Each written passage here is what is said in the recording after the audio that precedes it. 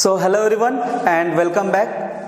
So today we are going to start a very important chapter of chemistry, that is periodic classification of elements.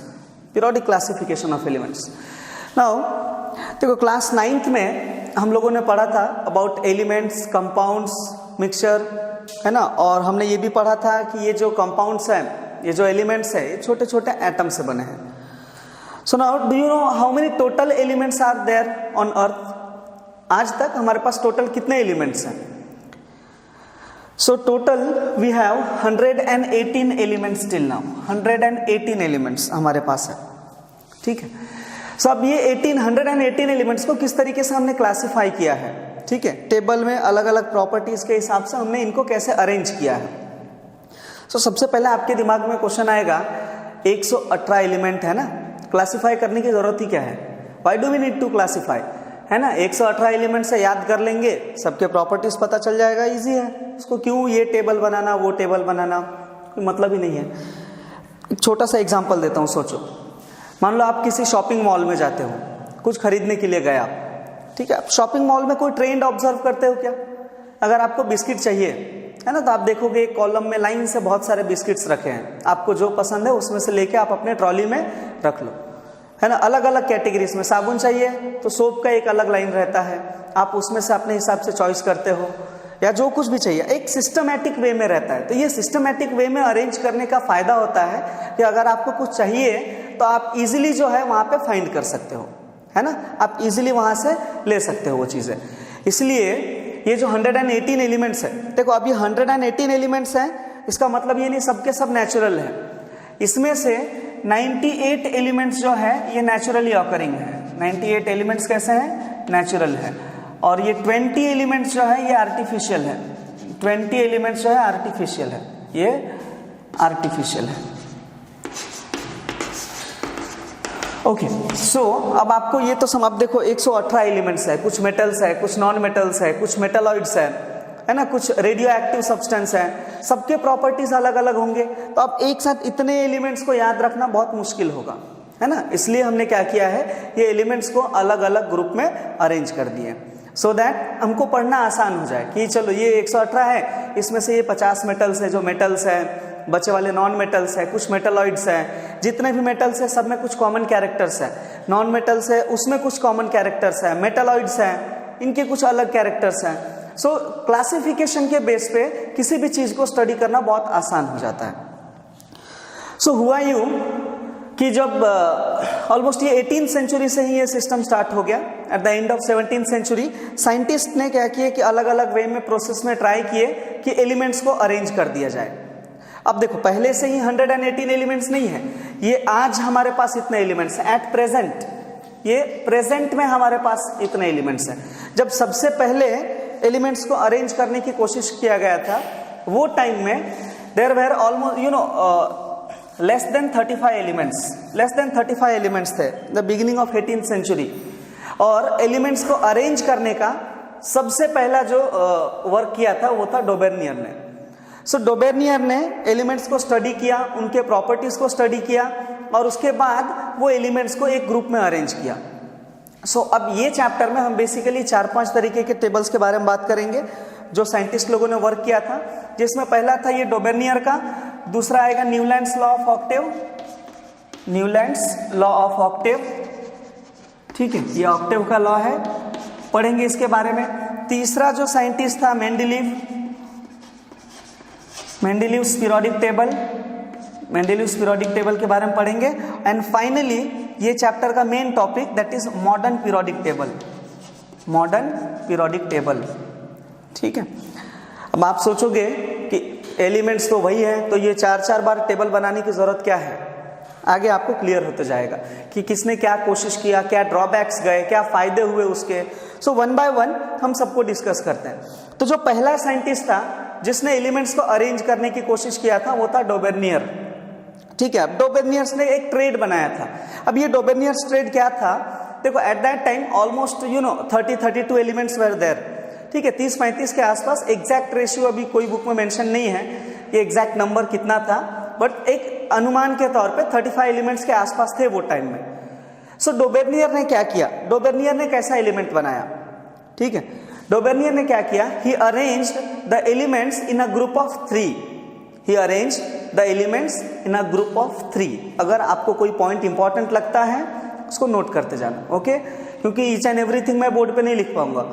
सो डोबेर्नियर ने क्या किया था, he arranged the elements in a group of 3 in increasing order of mass number, ठीक है। कैसा था इनका pattern डोबेर्नियर का, एक तो increasing order of mass number, increasing order of mass number, he arrange the element in the increasing order of mass number, okay. And क्या पहली बात क्या बोला था इन्होंने, group of 3, group of 3, he arrange the elements in the group of 3 in the increasing order of mass number such that the properties of the elements in the same group were similar. इन्होंने कुछ इस तरीके से element को arrange किया था, जैसे यहां देखो 3-3 के पेयर बनाया था डोबेर्नियर ने। पहले यहां हो गया lithium, sodium, potassium, calcium, cerium and barium, chlorine, bromine, iodine. इस तरीके से डोबेर्नियर ने क्या किया, 3-3 के पेयर बनाए थे, ठीक है, इन the increasing order of mass number. मतलब लिथियम है, उससे ज्यादा मास नंबर सोडियम का, उससे ज्यादा मास नंबर पोटेशियम का। सो इनका ट्रेंड क्या था बनाने का, थोड़ा ध्यान से समझो। He arranged the elements in a group of 3. He arranged the elements in the group of 3 in the increasing order of mass number. In the increasing order of mass number, such that the atomic mass of middle element, the atomic mass of middle element was roughly equal to the average of atomic masses of first and third element. नहीं समझा, समझाता हूं, देखो ध्यान से। 3-3 का pair बनाया इन्होंने, एलिमेंट्स को 3-3 के पेयर में डिवाइड कर दिया इन the increasing order of mass number. और ये पैटर्न क्या था, पैटर्न कुछ इस तरीके से था कि ये जो पहला एलिमेंट है, ये तीसरा एलिमेंट है, ये तीनों के जो एटॉमिक मास, दोनों के जो एटॉमिक मास है, इनका एवरेज सेकेंड वाले के रफली इक्वल होगा, सेकेंड वाले के रफली इक्वल होगा। एक एग्जांपल के तौर पर समझाता हूं। मान लो आपके पास 3 एलिमेंट्स है, ये डोबेर्नियर का, एक हो गया ए, एक हो गया बी, दूसरा तीसरा हो गया सी। मान लो इसका एटॉमिक मास है 12, ठीक है, इसका एटॉमिक मास है लेट्स से 18 और इसका एटॉमिक मास है 16, ठीक है। क्या ये इंक्रीजिंग ऑर्डर में है, क्या ये तीनों के एटॉमिक मासेस इंक्रीजिंग ऑर्डर में है? ये 12 है, 16 है, 18 है, इंक्रीज हो रहा है ना, असेंडिंग ऑर्डर में है। सो डोबेर्नियर ने क्या किया, 3-3 के पेयर में अरेंज किया increasing order of mass number, और उन्होंने क्या बताया कि जो पहला एलिमेंट है और तीसरा एलिमेंट है, दोनों एलिमेंट के जो मास नंबर है उसका एवरेज, ये दोनों का, पहले और तीसरे के मास नंबर का एवरेज दूसरे के रफली इक्वल होगा। एग्जैक्टली इक्वल नहीं, रफली, मतलब उसके आसपास आएगा। अब यहां पे देखो तो एक बार निकाल के इन दोनों का एवरेज 12, 16 और 18 है। तो फर्स्ट एलिमेंट है 12, थर्ड एलिमेंट है 18, डिवाइड बाय 2। एवरेज ऐसे निकालते हैं ना, दोनों का सम करो, 2 से डिवाइड करो, कितना आएगा ये 30 डिवाइड बाय 2, कितना आ रहा है 15 आ रहा है। दिस इज रफली equal to the second element. So ये पैटर्न था एलिमेंट्स को अरेंज करने का, कि 3-3 का ग्रुप बनाया उन्होंने, पहले और तीसरे, कैसा अरेंजमेंट था, इन the increasing order of mass number, and such that the average of atomic masses of first and third element के atomic masses का average किसके equal था, was roughly equal to the atomic mass of second element. It was approximately equal, roughly equal, आसपास आ रहा था, ठीक है। ये तो एक बात हो गया। अब जैसे यहाँ पे इन्होंने एक पेयर बनाया लिथियम, सोडियम एंड पोटेशियम, ठीक है, लिथियम, सोडियम एंड पोटेशियम। अब यहाँ पे आप देखोगे, अगर यहाँ पे देखो, लिथियम का एटॉमिक मास होता है अप्रोक्सीमेटली इक्वल टू 6, सोडियम का एटॉमिक मास होता है रफली इक्वल टू 23, है ना, और पोटेशियम का एटॉमिक मास होता है ऑलमोस्ट 40.5, ठीक है, 40.5, हम रफली यहाँ पे 41 या 40 ले सकते हैं, ठीक है, 41 या 40 ले सकते हैं। अब यहाँ पे देखो, क्या ये डोबेर्नियर ट्रेंड को फॉलो कर रहा है? डोबेर्नियर ने क्या बोला था, फर्स्ट एंड थर्ड के एटॉमिक मास का एवरेज, फर्स्ट एंड थर्ड के एटॉमिक मास का एवरेज, तो निकालो कितना आ रहा है ये 6 + 41 divide by 2, 47 divide by 2 which is equal to 23.5, 23.5। Middle element का मास नंबर कितना है 23। फॉर रफली आप यहाँ पे 40 भी ले सकते हो, अगर 40 लोगे तो क्या आएगा एग्जैक्ट 23 आएगा। ओके, सो ये डोबेर्नियर्स का ट्रेंड था, ये पैटर्न था कि उन्होंने एलिमेंट को किस तरीके से अरेंज किया था। एक बार शॉर्ट में मैं समझाता हूँ डोबेर्नियर्स ट्रेंड किस तरीके से था। He arrange the elements in the group of 3 in the increasing order of mass number such that the average of atomic masses of first and third element was roughly equal to the atomic mass of second element. Okay, second बात, the properties of elements in the same group. ये एक line में जो elements आ रहे हैं ना, जो एक पेयर बन रहा है, 3-3 का ग्रुप बन रहा है, इनके ये ग्रुप में जितने एलिमेंट्स रहेंगे सबके प्रॉपर्टीज सेम रहेंगे, सबके फिजिकल प्रॉपर्टीज, सबके केमिकल प्रॉपर्टीज कैसा रहेगा, सेम रहेगा।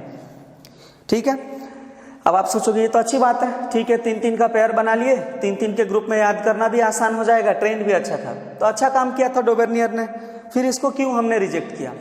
ठीक है, रिजेक्ट करने का कारण था इसके ड्रॉबैक्स, रिजेक्ट करने का कारण हुआ इसका drawback.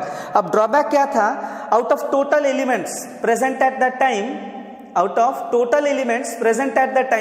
डोबेर्नियर was able to make only 3 pairs. पूरे एलिमेंट्स में से डोबेर्नियर ओनली 3 ही पेयर बना पाया था, बाकी जो एलिमेंट्स थे वो इसके प्रॉपर्टीज फॉलो ही नहीं कर रहे थे। ठीक है, बाकी जो एलिमेंट्स थे वो ये ट्रेंड को फॉलो ही नहीं कर रहे थे। ओके, सो अब टोटल मान लो 35 एलिमेंट है, जिसमें से आपने ही कोई ट्रेंड बनाया, आपने रिसर्च किया, और वो जो एलिमेंट्स है वो आपके ही रिसर्च को फॉलो नहीं कर रहे, आपने जो पैटर्न बताया उसी को फॉलो नहीं कर रहे हैं, तो फिर वो डेफिनेटली रिजेक्ट होना ही है।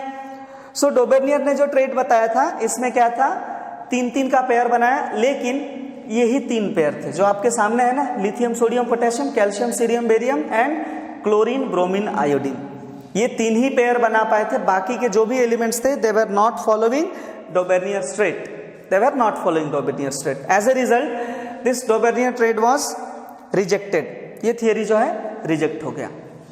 ओके, अब आपके इसके ऊपर क्वेश्चंस आते हैं। एक तो आपको इसका ट्रेंड बताना रहता है कि पीरियोडिक टेबल, इन्होंने जो टेबल बनाया था एलिमेंट्स का, उसका ट्रेंड क्या था और उसके ड्रॉबैक्स क्या थे। मैंने आपको ट्रेंड भी समझा दिया कि किस तरीके से उन्होंने बताया था, फर्स्ट एंड थर्ड का जो मास है उसका एवरेज सेकेंड के इक्वल रहेगा, और ड्रॉबैक ये हुआ कि ओनली 3 पेयर्स जो है इसको फॉलो कर रहे थे, बाकी कोई इसको फॉलो नहीं कर रहा था। Okay, so this was first theory which was rejected. Second theory था न्यूलैंड्स लॉ ऑफ ऑक्टेव को। So now will discuss about Newlands law of octave. Okay, so देखते हैं अगला जो अटेम्प्ट था वो किसने किया था, न्यूलैंड्स ने किया था। ये जो टेबल है ये किसका है, this is of Newlands law of Octave. Newlands law of Octave, ये अगला हमको पढ़ना है, Newlands law of Octave. Octave ये नया वर्ड है आपके लिए, समझाता हूं मैं कि ऑक्टेव क्यों है, क्या चीज का है, थोड़ा समझने की कोशिश करो। न्यूलैंड्स अंकल ने ये टेबल बना के दिया था, ये हमारे जान पहचान के नहीं है, बहुत बहुत बहुत पुराने हैं, हमारे पापा के दोस्त के दोस्त के दोस्त के दोस्त यही थे। ठीक है, और इन्होंने बनाया था। जब ये रिसर्च करना चालू किया, इन्होंने अरेंज करना चालू किया, उस टाइम 56 एलिमेंट्स थे। कितने एलिमेंट्स थे, 56 एलिमेंट्स थे। और ये अंकल को गाने बजाने का बहुत शौक था। ठीक है, गाने बजाने का बहुत शौक था। सो उन्होंने म्यूजिक के जो ऑक्टेव है ना, उसी के बेस पे उन्होंने अपना टेबल बनाया। जो आप म्यूजिक में सुनते हो ना, सारे गामा पा धा नी सा, ऐसा सारे गामा पा धा नी तक क्या होता है, 7 वर्ड्स आते हैं, सा वापस से वही आता है ना, सेम साउंड का। तो वैसा ही म्यूजिक के जो ऑक्टेव्स होते हैं ना, उसी के बेस पे इन्होंने अपना एलिमेंट्स को अरेंज किया था। मतलब he arranged the elements in such a way that every 8th element was placed below the first element। ठीक है, इन्होंने किस तरीके, जैसे 1 2 3 4 5 6 7 हो गए, every 8th element was placed below the first element। 8वां एलिमेंट जो है फर्स्ट के नीचे आएगा। अब क्योंकि इन्होंने ये म्यूजिक के ऑक्टेव से ये नियम निकाला था, that's why it is called as Newlands law of octave. Okay, अब इन्होंने इसका ट्रेंड क्या था, ये जो पीरियोडिक टेबल उन्होंने बनाया था इसका ट्रेंड क्या था, थोड़ा सा समझने की कोशिश करो। 3 से 4 इंपॉर्टेंट पॉइंट्स है। पहला, he arranged the elements in the increasing order of mass number। he arranged the elements in the increasing order of mass number. जितने भी एलिमेंट्स इन्होंने रखा था सबका मास नंबर कैसा है, सेम था। ठीक है, सबसे स्मॉलेस्ट, सबसे हल्का एलिमेंट हाइड्रोजन, हाइड्रोजन से स्टार्ट हुआ और हाईएस्ट मास नंबर पे एंड हो गया। सो पहला ट्रेंड रहेगा, he arranged the elements in the increasing order of mass number. दूसरा पैटर्न इन्होंने ये देखा था कि every 8th element was placed below the first element. Every 8th element was placed below the first element. That means अगर आप मान लो कि यहां से काउंटिंग चालू करते हो तो इसके नीचे जो है 8वां एलिमेंट आएगा। कैसे? ये हो गया 1 2 3 4 5 6 7, 8th एलिमेंट फर्स्ट के नीचे आएगा। आप कहीं से भी काउंटिंग चालू करो, every 8th element will be placed below the first element. हर 8वां एलिमेंट पहले के नीचे आएगा। ओके, सो पहला पैटर्न हो गया, he arranged the elements in the increasing order of their atomic masses. पहली बात हो गई। और दूसरा इन्होंने पैटर्न क्या रखा, every 8th element was placed below the first element. ठीक है, and third was that the physical and chemical properties of elements in the same group were similar. That means अगर आप यहां पे बात करो कार्बन का, तो कार्बन के नीचे जितने एलिमेंट्स आ रहे हैं सबका प्रॉपर्टी कैसा रहेगा, सेम रहेगा। The physical and chemical properties of elements in the same group were similar. जैसे यह हाइड्रोजन है, यहां जितने एलिमेंट्स आएंगे इसके नीचे सबके प्रॉपर्टीज कैसे रहेंगे, सेम रहेंगे। ये टेबल बनाने का ट्रेंड था, ये जो था एक पैटर्न था टेबल बनाने का। 3 पॉइंट्स मैंने बताया टेबल कैसे अरेंज किया था उन्होंने। पहला, he arranged the elements in the increasing order of their atomic masses. Second, every 8th element was placed below the first element. Second हो गया। थर्ड उन्होंने क्या पैटर्न बनाया, the physical and chemical properties of elements in the same group. The physical and chemical properties of elements in the same group were similar. ये 3 base पे इन्होंने table arrange किया था। ठीक है, तीनों पॉइंट्स आपको ध्यान में रखना है। पहला क्या था, शॉर्ट में समझा देता हूं मैं, increasing order of masses, increasing order of atomic mass पहला पॉइंट था पैटर्न में, increasing order of atomic mass. दूसरा, 8th element was placed below first. 8th element जो था कहां रखा गया था, वाज बिलो फर्स्ट एलिमेंट। ठीक है, और तीसरा पैटर्न क्या था इनका टेबल बनाने का, एटॉमिक मास हो गया 8th, इसके नीचे था third, physical and chemical properties.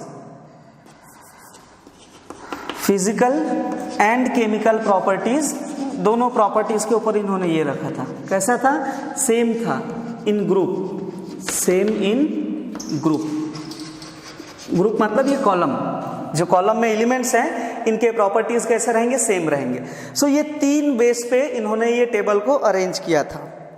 फिर आप सोचेंगे अच्छी बात है ना, अच्छा काम तो किया है, इंक्रीजिंग ऑर्डर में भी रखा है, 8th एलिमेंट फर्स्ट के नीचे रखा है, सबका केमिकल प्रॉपर्टी सेम है, फिजिकल प्रॉपर्टी सेम है, तो रिजेक्ट क्यों हुआ, इसको कैंसिल क्यों किया गया?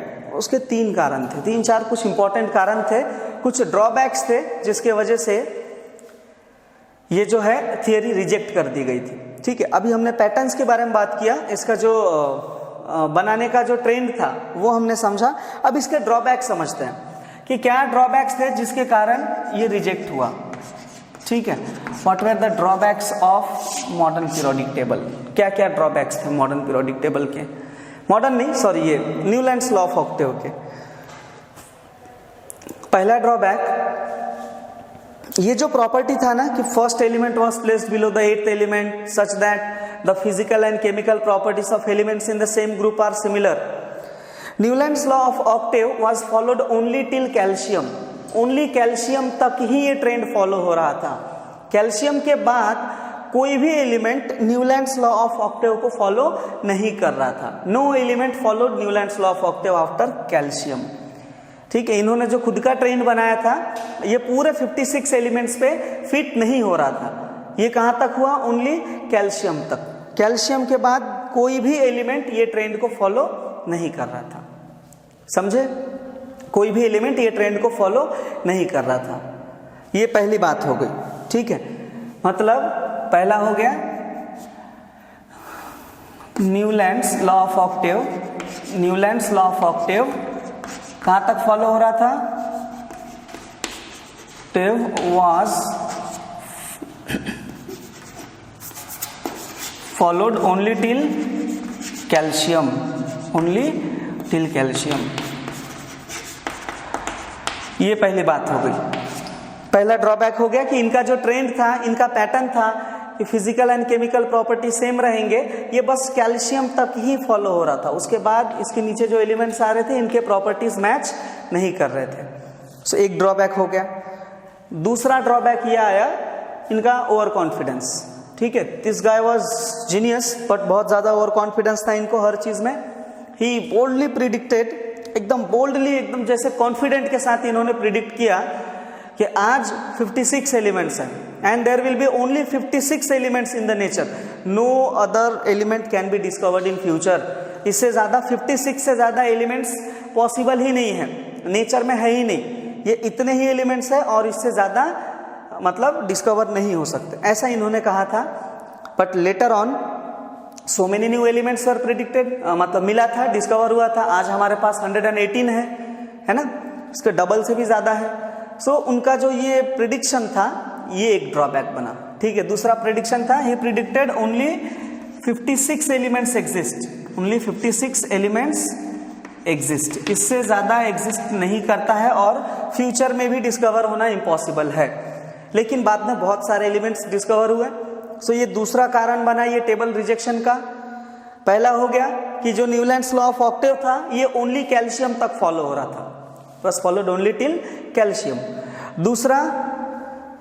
दूसरा he predicted that there is only 56 element now and no other element can be discovered in the future and that was his drawback. तीसरा and a very important one, देखो तीसरा आप ड्रॉबैक समझने के लिए टेबल में थोड़ा सा ध्यान से समझो, टेबल को थोड़ा सा ध्यान से समझो। देखो cobalt and nickel was placed in the same column, cobalt and nickel was kept in the same slot, एक ही स्लॉट में रखा गया था। दोनों की प्रॉपर्टी सेम है, लेकिन ट्रेंड क्या था कि जो एलिमेंट्स की प्रॉपर्टी सेम है वो ऊपर नीचे रहेंगे, वो ऊपर नीचे रहेंगे, इस तरीके से था ना। लेकिन यहाँ कोबाल्ट और निकेल को एक ही स्लॉट में रखा गया था, ये एक ड्रॉबैक बना। इसमें एक और बात है, कोबाल्ट का एटॉमिक मास ज्यादा है, निकेल का एटॉमिक मास कम है। So according to the first rule he arrange the elements in the increasing order of mass number. तो पहले निकेल आना चाहिए, बाद में कोबाल्ट आना चाहिए, लेकिन इन्होंने क्या किया था, पहले कोबाल्ट रखा और बाद में निकेल को प्लेस किया। तो ये एक ड्रॉबैक बना। इसी में एक और पॉइंट इनका गलत हो गया कि हाइड्रोजन है, फ्लोरीन है, क्लोरीन है, ये गैसेस है, ये गैसेस है, इनके प्रॉपर्टीज कंप्लीट डिफरेंट है और ये कोबाल्ट और निकेल के प्रॉपर्टीज कंप्लीट डिफरेंट है। तो ये एक दूसरे के नीचे कैसे रह सकते हैं? This is not possible, because ये एलिमेंट्स को यहां रखना पॉसिबल ही नहीं है, इनके प्रॉपर्टीज कंप्लीट डिफरेंट है। ये हेलोजेंस है, ये मेटल्स है, लेकिन इन्होंने एक दूसरे के नीचे रखा, तो ये एक ड्रॉबैक बना, ये गलत हो गया। और एक बात आप नोट करोगे,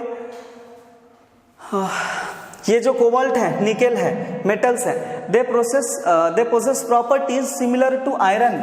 लेकिन आयरन और ये कोबाल्ट और निकेल देखो कितने डिस्टेंस पर रखे गए हैं, एकदम दूर दूर रखा गया है, जबकि इनको साथ में रखना था, वन अबव द अदर। सो ये एक ड्रॉबैक बना इनका कोबाल्ट और निकेल का। ठीक है, इसमें बहुत सारी चीजें आ गई। थर्ड पॉइंट को आप कैसे एक्सप्लेन करोगे कि क्या ड्रॉबैक था? Third drawback, cobalt and nickel was placed in the same slot where cobalt having higher atomic mass was kept before nickel which have less atomic mass. Okay, also the physical and chemical properties of cobalt and nickel are completely different from fluorine and chlorine, and the properties of cobalt and nickel are similar to iron which are kept very far away in his periodic table. Okay, so ये तीसरा जो cobalt और nickel का exception आया यहाँ पे, इसमें बहुत सारा कोबाल्ट एंड निकेल, ये एक एक्सेप्शन था और इसी ने पूरा पीरियोडिक टेबल का कचरा कर दिया इनके। मतलब इसके प्रॉपर्टीज, इसका प्लेस, जो पोजीशन रखा गया था, प्रॉपर्टीज को कंपेयर किया गया तो एकदम कंप्लीट डिफरेंट है, बिल्कुल ही डिफरेंट है। So because of this three reasons Newlands law of octave was rejected. एक बार ब्रीफ में आपको मैं समझा देता हूं कि न्यूलैंड्स लॉ ऑफ ऑक्टेव क्या है और किस तरीके से इन्होंने ये किया था। At that time there were 56 elements. पहला पैटर्न क्या था? He arranged the elements in the increasing order of atomic masses. He arranged the elements in the increasing order of atomic masses. Second, every eighth element was placed below the first element. ठीक है. Third, he said that the physical and chemical properties of the elements in the same group were similar. ये तीन pattern के base पे इन्होंने table बनाया. Reject होने के तीन कारण थे, तीन ड्रॉबैक्स थे. पहला, this Newlands law of octave was only followed till calcium. Only calcium तक ही फॉलो हो रहा था, कैल्शियम के बाद फॉलो नहीं हो रहा था. ठीक है, एक हो गया ड्रॉबैक. दूसरा, he predicted that there are only 56 elements at present and no other element can be discovered in future, but later on so many new elements were discovered. So ये भी गलत हो गया इनका प्रेडिक्शन. तीसरा, कोबाल्ट एंड निकेल का position, he placed cobalt before nickel, since cobalt का क्या है, एटॉमिक मास ज्यादा है, and the properties of cobalt and nickel are completely different from chlorine and fluorine. Okay, and they are kept in the same group. Whereas the properties of cobalt and nickel are similar to iron, but they are kept very far away in the Newland's table. So because of these three reasons, this theory was rejected. So hope you guys understood. We'll see the next theory. Now let's see Mendeleev's periodic table. Okay, Dobereiner spread देखा हमने, Newlands law of Octave देखा. अगला देखते हैं मेंडेलीव्स periodic table. Mendeleev ने क्या work किया था? नाम आप लोगों ने सुना होगा. He was very famous scientist. So when he started his research there were 63 elements at that time. 63 elements were present. ठीक है, 63 एलिमेंट्स प्रेजेंट थे वहां पे. ओके, अब जो है इन्होंने क्या किया, ही वॉज वेरी ब्रिलियंट गाय, बहुत ही मतलब शार्प इंसान था Mendeleev. He was a Russian scientist born in 1834. वैसे हिस्ट्री नहीं पढ़ना है हमको, वर्क के बारे में देखते हैं कि 63 एलिमेंट्स को इन्होंने किस तरीके से अरेंज किया. ओके, सो सबसे पहले उन्होंने जो अपना टेबल बनाया था, एक स्केलेटल डायग्राम आपको समझा देता हूं. इस तरीके से इन्होंने टेबल बनाया था अपना, which consist of 8 groups. 8 groups रहते थे एंड देयर वेर 6 पीरियड्स. ठीक है ना. अब ये ग्रुप्स क्या है, पीरियड्स क्या है, जो मेंडेलीव्स पीरियोडिक टेबल था, उन्होंने क्या किया था, अपने टेबल को 8 कॉलम्स में डिवाइड किया था और 6 रो में. So the vertical columns of of Mendeleev's periodic table were known as groups. Group का डेफिनेशन पूछा जाता है कभी कभी एग्जाम में कि ग्रुप क्या है और पीरियड्स क्या है. So the vertical columns of the periodic table are called group and the horizontal rows of the periodic table are known as periods. So ये जो vertical columns रहेंगे उसको groups बोलेंगे और जो horizontal row रहेंगे उनको हम periods बोलेंगे. So अब आप जो है columns और rows को थोड़ा सा साइड में रख के ये दो वर्ड्स पे ज्यादा फोकस करो. अब पढ़ाते टाइम बार बार यही वर्ड्स आएगा, ग्रुप्स एंड पीरियड्स. ग्रुप्स बोलूंगा उसका मतलब होगा वर्टिकल कॉलम्स, और जब पीरियड बोलेंगे उसका मतलब रहेगा हॉरिजॉन्टल रो. सो मेंडेलीव ने अपने पीरियोडिक टेबल को 8 ग्रुप्स में और 6 पीरियड्स में जो है इन्होंने डिवाइड किया था. ओके, और ये टेबल को बनाने का पैटर्न जो था, इन्होंने कुछ थोड़ा सा अलग ये किया. इन्होंने 2 स्पेशल एलिमेंट्स को, आउट ऑफ दिस 63 इन्होंने 2 एलिमेंट्स को सिलेक्ट किया, that is hydrogen and oxygen. Hydrogen and oxygen, इन्होंने हाइड्रोजन और ऑक्सीजन ये 2 स्पेशल एलिमेंट्स को सिलेक्ट किया. ये बहुत ज्यादा रिएक्टिव होते हैं एलिमेंट्स.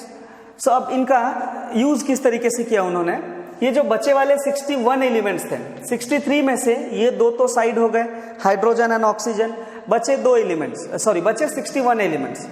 उन्होंने क्या किया, ये पूरे 61 एलिमेंट्स को हाइड्रोजन और ऑक्सीजन के साथ रिएक्ट करना चालू किया. उन्होंने पूरे 61 एलिमेंट्स जो बचे थे उनका हाइड्रोजन और ऑक्सीजन के साथ रिएक्शन चालू किया, रिएक्ट करना चालू किया. And then he observe that there are so many elements which forms hydrides. Hydrides form कर रहे हैं. ठीक है, हाइड्रोजन के साथ रिएक्ट कर रहे हैं और हाइड्राइड फॉर्म कर रहे हैं. कुछ एलिमेंट्स है जो ऑक्सीजन से रिएक्ट कर रहे हैं और ऑक्साइड फॉर्म कर रहे हैं. ठीक है, और कुछ ऐसे भी एलिमेंट्स हैं जो हाइड्राइड भी फॉर्म कर रहे हैं, और एंड ऑक्साइड दोनों फॉर्म कर रहे थे।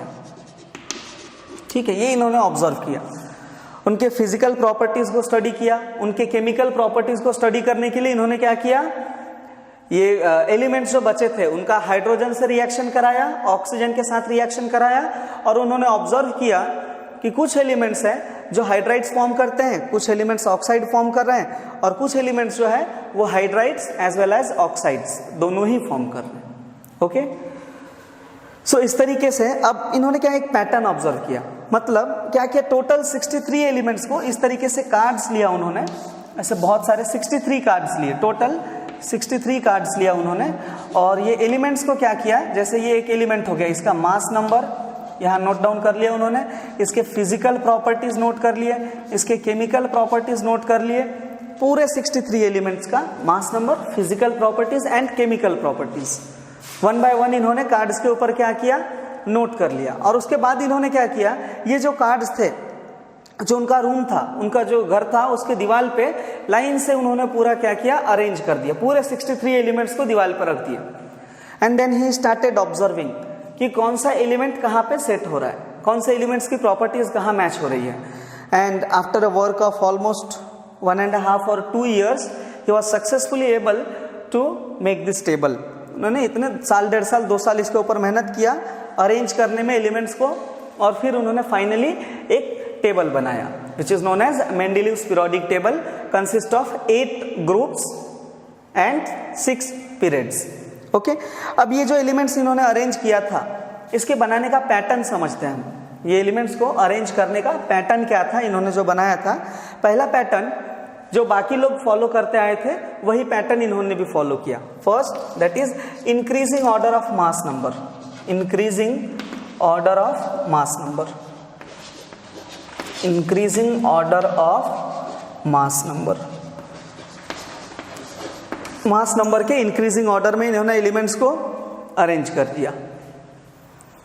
पहली बात हो गई, मतलब पहले असेंडिंग ऑर्डर में जो छोटे से बड़ा ऐसे अरेंज करना चालू कर दिया इन्होंने।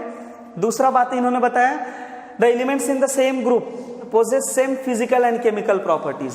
अगर सेम ग्रुप में एलिमेंट्स हैं तो उनके फिजिकल एंड केमिकल प्रॉपर्टीज कैसे रहेंगे, सेम रहेंगे। सो दूसरा बात इन्होंने बताया था फिजिकल एंड केमिकल प्रॉपर्टीज के बारे में, फिजिकल एंड केमिकल प्रॉपर्टीज कैसे रहेंगे, सेम रहेंगे in the same group, same in group,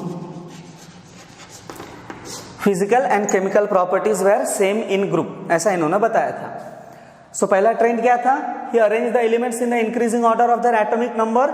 second, physical and chemical properties same group में कैसा रहेगा, सेम रहेगा, ऐसा इन्होंने बताया था। ओके, सो ये बेसिक्स था जो उन्होंने अरेंज करने के लिए, एलिमेंट्स को अरेंज करने के लिए यूज किया था। लेकिन अब ये बस छोटे से कारण की वजह से इतना फेमस नहीं हुआ था थियरी, इनके कुछ अचीवमेंट्स थे। Okay, so now will discuss about the achievements of modern periodic table. Hope आप लोगों को ये समझ में आ गया होगा कि टेबल को किस तरीके से अरेंज किया गया था। ओके, दो बातें इन्होंने ध्यान में रखा, increasing order of atomic masses and physical and chemical properties of elements in the group were same. So इसको एक बार नोट डाउन कर लो और फिर हम इसके अचीवमेंट्स के बारे में बात करेंगे। Achievements of modern periodic table, देखते हैं अचीवमेंट्स क्या क्या थे मॉडर्न पीरियोडिक टेबल के। सी, अब जो मेंडेलीव्स ने था, मेंडेलीव्स ने कुछ इस तरीके से पीरियोडिक टेबल बनाया था। टोटल जो ग्रुप्स थे 8 groups were there and periods कितने थे इसमें, देयर वेर 7 पीरियड्स, 7 पीरियड्स। ठीक है, ग्रुप्स कितने थे, 8 groups were there and periods कितना था, 7 पीरियड्स था इसमें। अब हुआ यूं कि जैसे एक दो एलिमेंट्स यहाँ पे, जैसे न्यूलैंड्स लॉ ऑफ ऑक्टेव में आया था कोबाल्ट और निकल के बीच में डिस्टर्बेंस हुआ था, वैसा यहाँ पे भी हुआ। देखो कोबाल्ट जो है, कोबाल्ट का एटॉमिक मास होता है 58.93, 58.93, और निकेल जो है, निकेल का एटॉमिक मास होता है 58.69, 58.69। अब अगर यहाँ पे तुम ध्यान से देखो तो निकेल का एटॉमिक नंबर कैसा है, एटॉमिक मास कैसा है, कम है। सो निकेल को पहले प्लेस करना है, निकेल पहले रहेगा, कोबाल्ट बाद में रहेगा। कोबाल्ट का एटॉमिक मास है 58.93, सो निकेल पहले रहेगा, कोबाल्ट बाद में रहेगा। पर लेकिन मेंडेलीव ने क्या किया था, in order to fit the elements in the periodic table according to their physical and chemical properties, ये पीरियोडिक टेबल को फिट करने के लिए उन्होंने क्या किया था, कोबाल्ट और निकेल को मतलब आगे पीछे कर दिया था। कोबाल्ट जिसका एटॉमिक मास ज्यादा है उसको पहले रखा गया था और निकेल जो है उसको बाद में रखा गया था। But he has a particular reason, एक प्रॉपर रीजन था इनके पास कि क्यों इन्होंने कोबाल्ट को पहले रखा और निकेल को बाद में रखा। So this was not considered as his drawback, this was one of the achievements of Mendeleev's periodic table. Okay, so ये तो कोबाल्ट और निकेल को इन्होंने इस तरीके से इंटरचेंज करके एक ड्रॉबैक रिमूव कर दिया जो कि प्रीवियस पीरियोडिक टेबल में था, जो न्यूलैंड्स ने दिया था। ओके, दूसरा पीरियोडिक जो ये था वो इस तरीके से था, इन्होंने कुछ प्रिडिक्शन किया था, इन्होंने कुछ प्रिडिक्शंस किए थे। ठीक है, जैसे कुछ एलिमेंट्स के लिए इन्होंने जगह छोड़ दिया था। इनका जो पीरियोडिक टेबल था, पीरियोडिक टेबल में इन्होंने क्या किया था, he left some spaces in the periodic table, और स्पेसेस उन्होंने ये बोल के छोड़ा था कि यहाँ पे कुछ एलिमेंट्स हैं जो अभी डिस्कवर नहीं हुए हैं लेकिन आगे डिस्कवर होंगे। ओके, इन्होंने ये भी प्रेडिक्ट किया कि वो जो एलिमेंट होगा उसका मास नंबर क्या होगा, उसके फिजिकल प्रॉपर्टीज क्या होंगे, उसके केमिकल प्रॉपर्टीज क्या होंगे, उसके ऑक्साइड्स कैसे बनेंगे, ये सारी चीजें उन्होंने मतलब पहले ही प्रिडिक्ट कर लिया। और उन्होंने उसके नाम भी पहले ही रखे थे। जैसे उन्होंने संस्कृत वर्ड से जो है वर्ड्स निकाला था, एका, एका का मतलब होता है वन संस्कृत में। ठीक है, तो एका एल्यूमिनियम, पहला एका बोरॉन था, एका बोरॉन, देन एका एल्यूमिनियम, एका का मतलब होता है वन, एका बोरॉन, एका एल्यूमिनियम एंड एका सिलिकॉन। थर्ड जो है उन्होंने क्या नाम रखा था, एका सिलिकॉन। सो इन्होंने ये बस स्पेस छोड़ा और नाम प्रिडिक्ट किया, ऐसा कुछ नहीं है। नाम तो इन्होंने बस एक टेम्पररी दिया था, लेटर ऑन जब डिस्कवर हुए तो चेंजेस किया गया था इसके नाम में। तो ये तीन इन्होंने, इसका फिजिकल प्रॉपर्टी, इसका केमिकल प्रॉपर्टी, इसका मास नंबर, सब कुछ पहले ही प्रिडिक्ट कर लिया था, सब कुछ इन्होंने पहले ही प्रिडिक्ट कर लिया था। और उसके बाद जब ये डिस्कवर हुआ, एका बोरॉन, स्कैंडियम, स्कैंडियम, ठीक है, बाद में इसका नाम जो एका बोरॉन उन्होंने प्रिडिक्ट किया था, बाद में उसका नाम आया scandium. And it was found that जो प्रॉपर्टीज उन्होंने यहाँ पे गेस किया था, जो प्रॉपर्टीज उन्होंने गेस किया था, जो मास नंबर उन्होंने बताया था, जो फिजिकल प्रॉपर्टीज बताए थे, जो केमिकल प्रॉपर्टीज बताए थे, वो बिल्कुल सेम थे, मैच हो रहे थे, ऑलमोस्ट इक्वल थे। ठीक है, एका एल्यूमिनियम, बाद में जो गैलियम उसको कहा जाता है। ठीक है, इस तरीके से इन्होंने जो प्रिडिक्शन किया था ना, प्रिडिक्शन बिल्कुल इनका करेक्ट आया। ये जो तीनों एलिमेंट्स के उन्होंने physical properties, chemical properties, hydrides, oxides के बारे में उन्होंने बताया था, इसका मास नंबर, ये पूरे प्रिडिक्शंस करेक्ट आए later on when these elements were discovered. So this become the biggest achievement of his periodic table. मेंडेलीव्स के पीरियोडिक टेबल का ये सबसे बड़ा अचीवमेंट हो गया, बिकॉज इन्होंने जो ये प्रिडिक्ट किया था वो बिल्कुल करेक्ट हो गया। एका बोरॉन इन्होंने प्रिडिक्ट किया था, दैट इज स्कैंडियम। एका एल्यूमिनियम, गैलियम हो गया।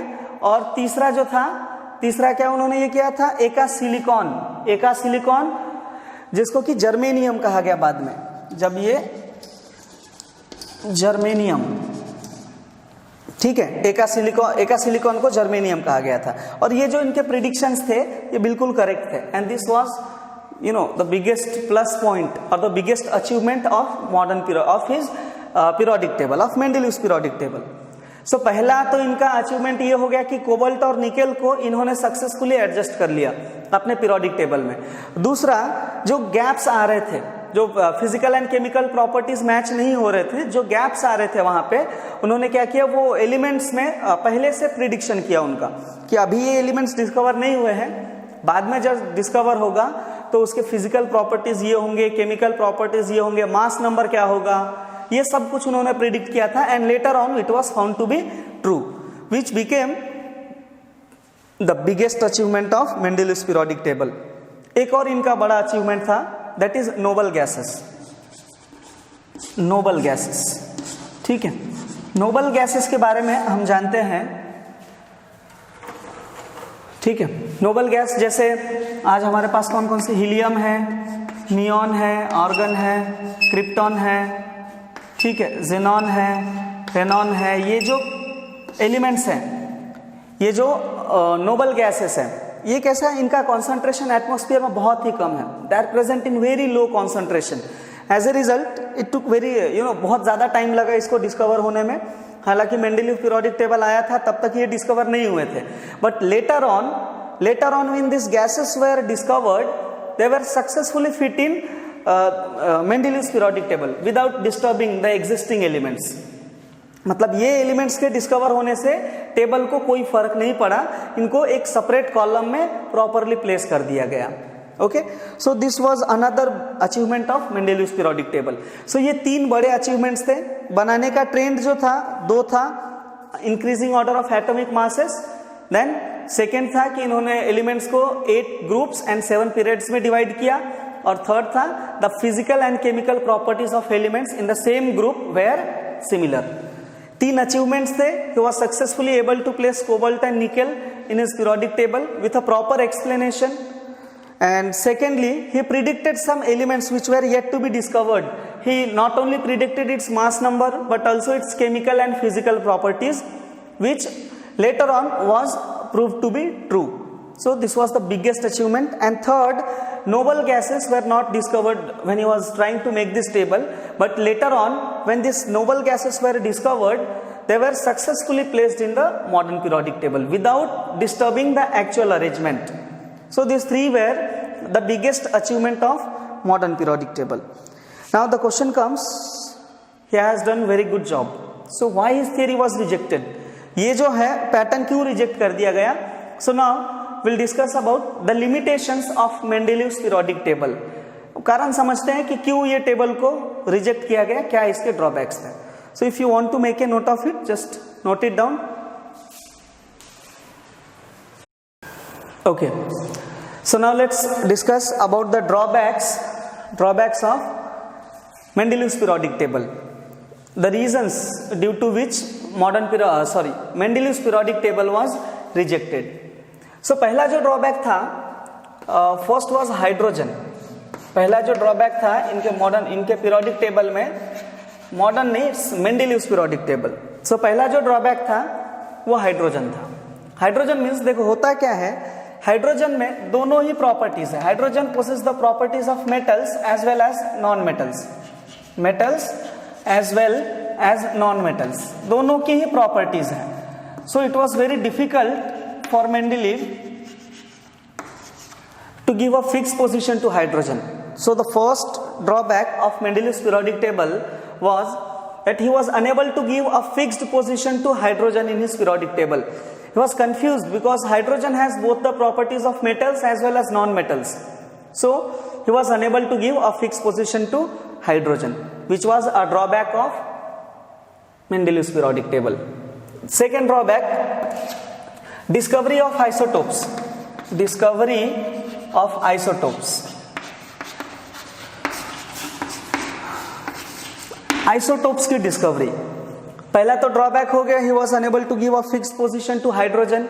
Okay, because he was confused since hydrogen have both the properties of metals as well as non-metals. So इसको metals के कैटेगरी में रखा जाए या non-metals में रखा जाए, वो confusion था और वो एक fixed position नहीं दे पाए थे. दूसरा, डिस्कवरी ऑफ आइसोटोप्स. आइसोटोप्स का डिस्कवरी. अब देखो आइसोटोप्स हम लोगों ने क्लास 9th में पढ़ा था, ठीक है. क्या होता है, उसका मास नंबर डिफरेंट रहता है, मास नंबर डिफरेंट रहता है, एटॉमिक नंबर सेम रहता है, बट एटॉमिक नंबर तब तक डिस्कवर नहीं हुआ था. Okay, Mendeleev's when he was trying to arrange this elements, atomic number was not discovered. So अब एक ही एलिमेंट है, जैसे क्लोरीन है, 75% क्लोरीन नेचर में ऐसा है जिसका मास नंबर है 35. 25% क्लोरीन नेचर में ऐसा है 25% क्लोरीन जिसका मास नंबर है 37. So he was this discovery of isotopes become a very big challenge for Mendeleev's periodic table, because इन्होंने अरेंजमेंट जो है मास नंबर के हिसाब से किया था, हर एलिमेंट को वैसे ही अरेंज किया था. अब यहाँ दिक्कत ये आया कि एक ही एलिमेंट के मतलब दो फॉर्म्स है, किसी का मास नंबर 35 है, किसी का मास नंबर 37 है। हाइड्रोजन, एक सिंगल हाइड्रोजन के ही 3 मास नंबर, मतलब 3 डिफरेंट फॉर्म्स है, H1, H2 और H3। हम लोगों ने 9th स्टैंडर्ड में पढ़ा था। प्रोटियम, ड्यूटेरियम, ट्रिटियम, याद है क्या?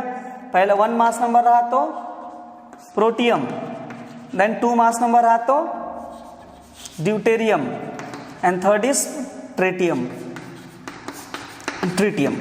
So the discovery of isotopes was the biggest challenge for Mendeleev's periodic table. He was not able to find a solution how to fit these elements in his periodic table. So this was the biggest drawback. First, he was not able to give a fixed position to the elements in his to hydrogen in his table.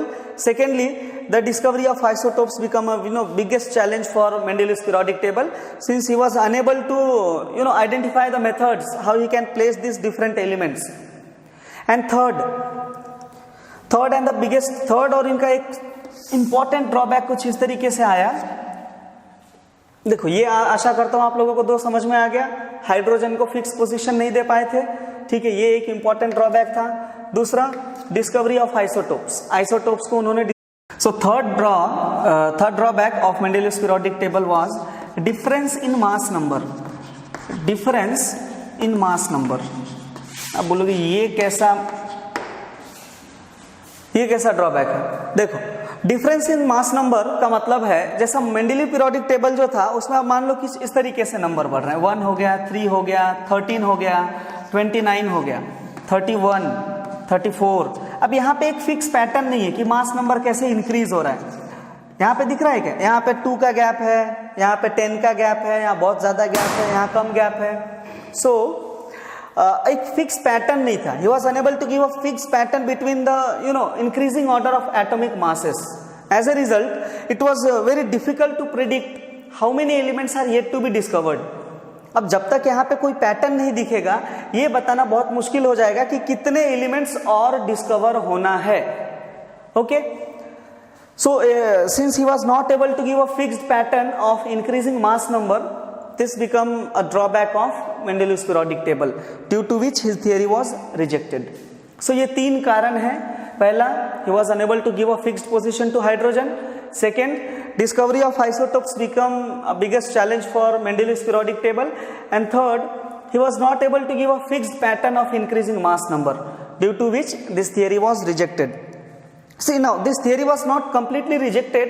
This theory was valid till we got a better modern periodic table. एक better periodic table मिला, जो 1913 में Henry Mauchly ने ये किया था, modern periodic table, जो आज भी हम पढ़ते हैं। सो वो मॉडर्न पीरियोडिक टेबल के आने तक मेंडेलीव्स पीरियोडिक टेबल एक्सेप्टेबल था। Okay, so just make a note of this drawbacks and then will see the last topic, that is modern periodic table.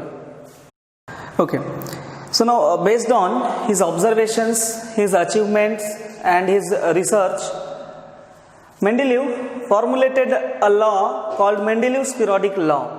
ठीक है, Mendeleev's periodic law के नाम से इन्होंने, बहुत ही इंपॉर्टेंट स्टेटमेंट है ये, 1 मार्क के लिए एग्जाम में बहुत बार पूछा जाता है। ठीक है, Mendeleev's periodic law. Now Mendeleev's periodic law state that the properties of elements are periodic function.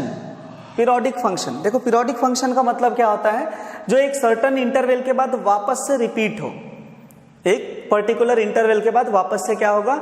Repeat होगा। अब यहाँ पे क्या हो रहा था? जैसे ये मेंडेलीव्स का पीरियोडिक टेबल है, ठीक है, यहाँ पे 8 ग्रुप्स हो गए और 6 पीरियड्स हो गए।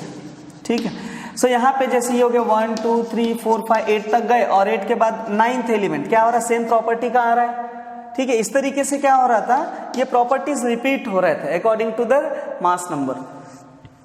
सो based on this studies, Mendeleev formulated this law called Mendeleev's periodic law, which states that the properties of elements are periodic function of their atomic masses.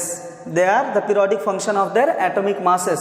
Means ये atomic masses के according क्या हो रहा है? इनका जो प्रॉपर्टीज है repeat होते जा रहे हैं। Okay, so hope you guys understood about Mendeleev's periodic table. इसके बनाने का जो रूल था वो क्या था, इसके अचीवमेंट्स क्या थे, इसके ड्रॉबैक्स क्या थे, and based on that Mendeleev's formulated this law called Mendeleev's periodic law. Now we'll discuss about the last topic, that is modern periodic table, the most important one, modern periodic table. So just make a note of this law and then we'll move to next one. Okay, so now let us discuss about modern periodic table. Okay, modern periodic table के बात करते हैं. So modern periodic table was proposed in 1913 by Henry Moseley. Okay, Henry Moseley ने 1913 में modern periodic को table को जो है प्रपोज किया था. Okay, so now what are the key points about modern periodic table? देखते हैं. देखो, अब तक जो साइंटिस्ट थे, जैसे डोबेर्नियर था, सबसे पहले डोबेर्नियर था, उसके बाद न्यूलैंड्स ने ट्राई किया, न्यूलैंड्स के बाद मेंडेलीव ने ट्राई किया. ठीक है. सो अब ये जो तीनों ने ट्राई किए थे, इनका अरेंजमेंट का एक कॉमन चीज था, that is they arrange the elements in the increasing order of their atomic masses. Atomic masses के अकॉर्डिंग इन्होंने क्या किया था, अरेंज किया था.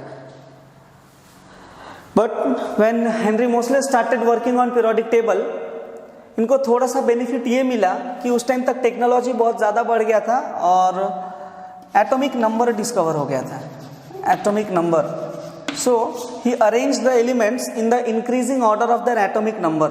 जो भी एलिमेंट्स थे उनको एटॉमिक नंबर के इंक्रीजिंग ऑर्डर में अरेंज किया. Now atomic number is denoted by Z. Z का मतलब होता है एटॉमिक नंबर. सो एलिमेंट्स को उन्होंने increasing order of atomic number में अरेंज किया था. ओके, अब मॉडर्न पीरियोडिक टेबल की अगर आप बात करो, सो इस तरीके से कुछ एक स्केलेटल डायग्राम है, उसका समझा देता हूं मैं आपको. ठीक है.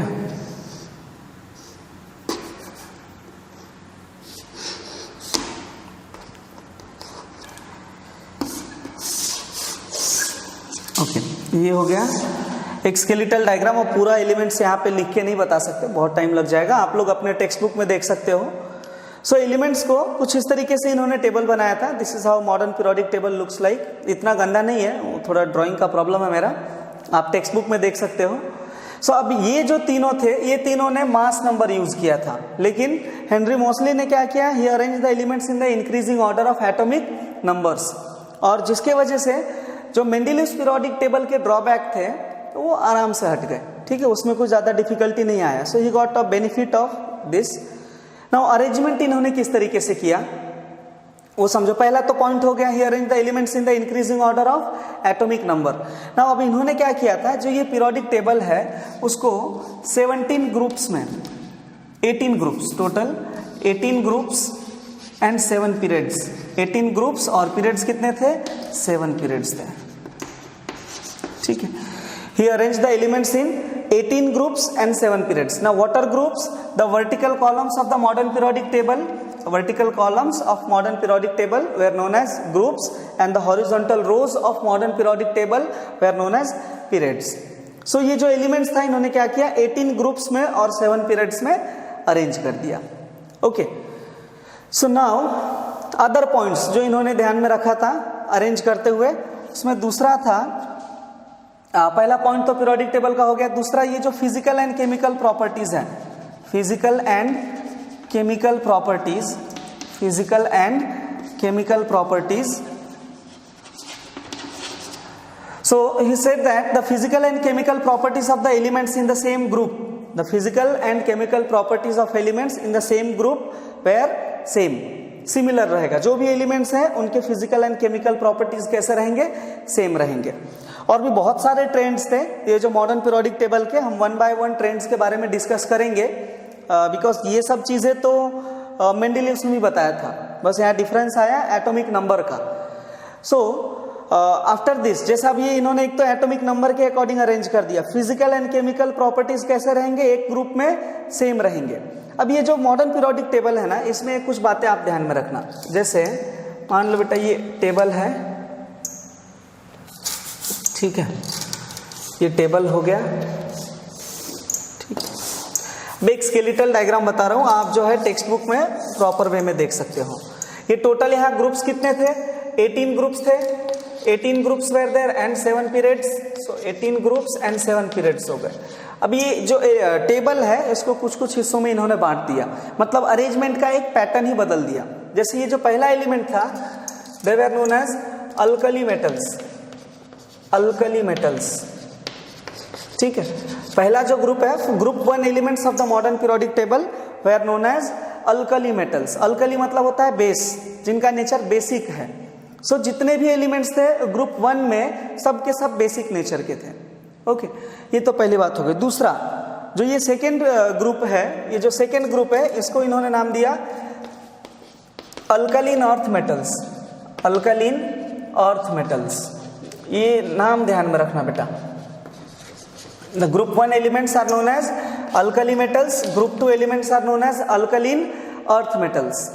और ये जो यहाँ है, ये 3 से लेके 12 तक के जो एलिमेंट्स थे ना, ये 3 से 12 तक के, इनको इन्होंने नाम दिया था ट्रांजिशन एलिमेंट्स। ट्रांजिशन एलिमेंट्स, ठीक है, क्या ये ट्रांजिशन एलिमेंट्स है।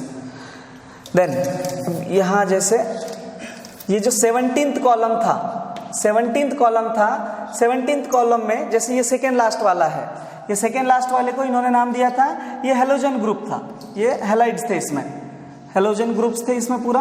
और लास्ट में जो था, they were noble gases, last में थे नोबल गैसेस, बीच में मेटालॉइड्स थे। सो इस तरीके से एलिमेंट्स को इन्होंने अलग अलग ग्रुप्स को अलग अलग नाम दिया। जैसे फर्स्ट ग्रुप एलिमेंट्स है known as alkali metals, second group metals are known as alkaline earth metals. ये 3 to 12 तक का जो ग्रुप था, ये जो 9 कॉलम्स थे, उसको उन्होंने कहा ट्रांजिशन एलिमेंट्स। जो सबसे लास्ट में था, दे वेर नोबल गैसेस। जो सेकेंड में था, नोबल गैसेस जैसे लास्ट में आपको पता है कौन कौन से गैसेस आते हैं, आप मॉडर्न पीरियोडिक टेबल में देख सकते हो। हीलियम हो गया, नियॉन हो गया, आर्गन हो गया, क्रिप्टन हो गया, जिनॉन हो गया, रेडॉन हो गया, रेनॉन हो गया। ये एलिमेंट्स जो है लास्ट में रखे गए थे, were known as noble gases. और जो भी हेलोजन एलिमेंट्स कौन से हैं, क्लोरीन, फ्लोरीन, ब्रोमीन, आयोडीन, ये जो एलिमेंट्स थे ना, इनको 17th ग्रुप में रखा गया था। ठीक है, सबके सब हेलोजन एलिमेंट्स हैं। दैट मीन्स डिवीजन का एक प्रॉपर मेथड इन्होंने यूज किया था, एक प्रॉपर वे में एलिमेंट्स को डिवाइड किया था। एक बात शॉर्ट में आपको समझाने की कोशिश करता हूं, समझने की कोशिश करो। मॉडर्न पीरियोडिक टेबल में इन्होंने क्या कहा था, he arrange the elements in the increasing order of their atomic number. He arrange the elements in the increasing order of atomic number. He divided the periodic table into 18 groups and 7 periods. Total 18 groups थे और 7 periods थे. Okay, and the elements were placed in such a way that the physical and chemical properties of elements in the same group were similar. ये 3 बात तो सबसे basic हो गए। उसके बाद एलिमेंट्स का जो अरेंजमेंट था, उसमें और भी कुछ की पॉइंट्स थे, कुछ बहुत ही इंपॉर्टेंट पॉइंट। जैसे जो फर्स्ट ग्रुप एलिमेंट था, इसमें पूरे अल्कली मेटल्स थे जिनका नेचर बेसिक है। ठीक है, दूसरा alkaline earth metals, alkaline earth metal, ये पूरे ट्रांजिशन एलिमेंट्स हो गए। देन लास्ट में नोबल गैसेस एक कॉलम में पूरे आ गए, जो हेलोजन ग्रुप्स थे वो पूरे एक कॉलम में आ गए। सो इस तरीके से ये अरेंजमेंट जो था एक प्रॉपर वे में किया गया था। सो ये तो कुछ बेसिक चीज हो गए। आप ये नाम थोड़ा ध्यान में रखना। पहला group alkali metal, second alkaline earth metals, ये 3 to 12 ट्रांजिशन मेटल्स, लास्ट में आता है नोबल गैसेस, और 17th में हेलोजन ग्रुप आता है। ओके, नाउ अब ये इतना ही पैटर्न नहीं था, इसमें और भी कुछ इंपॉर्टेंट की पॉइंट्स थे, कुछ इंपॉर्टेंट फैक्टर्स हैं जो कि हम अभी डिस्कस करेंगे। Will discuss about the trends of modern periodic table. आपको कुछ अगर इंपॉर्टेंट लगता है तो नोट कर लो, and then will discuss the trends. So now let's discuss the trends of modern periodic table in deep. एकदम डिटेल में समझते हैं कि क्या क्या ट्रेंड्स थे जो मॉडर्न पीरियोडिक टेबल जो है फॉलो करता है। सो पहला ट्रेंड आता है वैलेंसी। ठीक है, आप लोगों ने क्लास 9th में पढ़ा होगा वैलेंसी के बारे में। वैलेंसी में आप लोगों ने ये भी पढ़ा होगा डिफरेंट शेल्स के बारे में, जैसे के शेल हो गया, एल शेल हो गया, एम हो गया, एन हो गया। So do you remember how many electrons are there in which shell? ठीक है, जैसे ये फर्स्ट शेल है, हम एक फॉर्मूला यूज करते थे 2n²। The number of electrons in a shell is given by formula 2n² and there can be maximum 8 electrons in the outer most orbit. इस तरीके से ही हम वैलेंसी निकालते थे ना। तो पहले ऑर्बिट में अगर देखोगे तो 2 इलेक्ट्रॉन्स रहेंगे। ठीक है, 2 × 1² विच विल गिव यू 2। दूसरा एल, इसमें 2 × n का वैल्यू 2 हो गया, तो यहाँ 8 इलेक्ट्रॉन्स रहते थे।